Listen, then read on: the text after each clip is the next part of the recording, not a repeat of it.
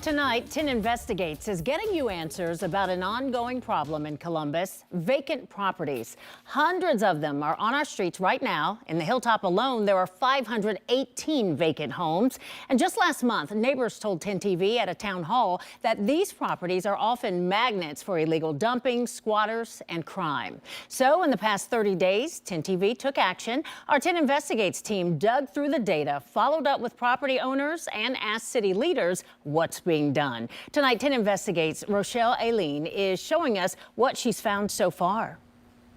I really do love it over here. Carla Carr only owns one house here in the Hilltop, but a quick walk down the block with her, That's why it's important to me to kind of advocate for the community, shows why she feels the burden of many more.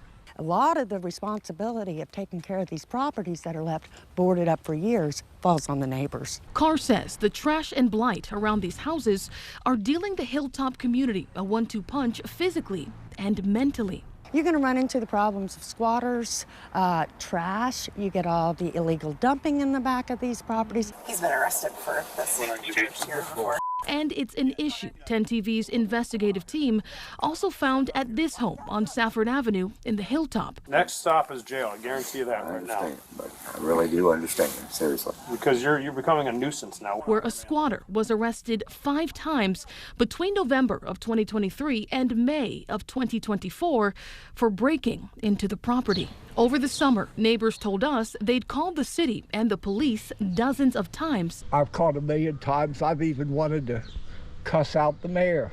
You know, how come you guys are so dragging your feet? But the problem persisted. No matter how many times they came and boarded the house up and did anything, just wouldn't leave. That house is one of more than 2,800 vacant properties that Columbus Code Enforcement counted at the beginning of the year.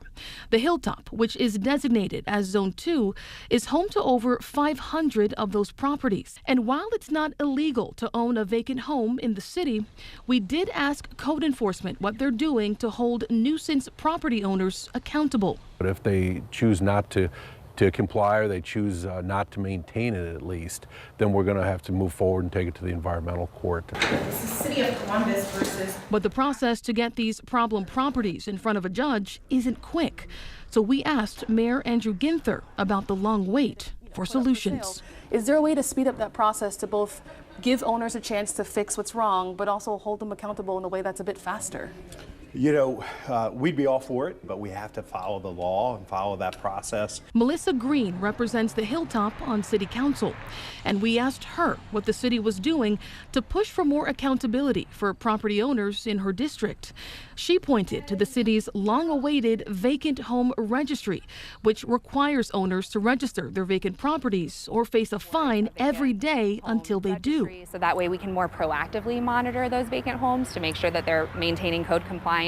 And while she thinks it's a good start, Carr tells us she worries that registry might not have enough teeth. They get assessed a fine because they won't clean the back of their yard of all the trash. They just pay that right along with the taxes.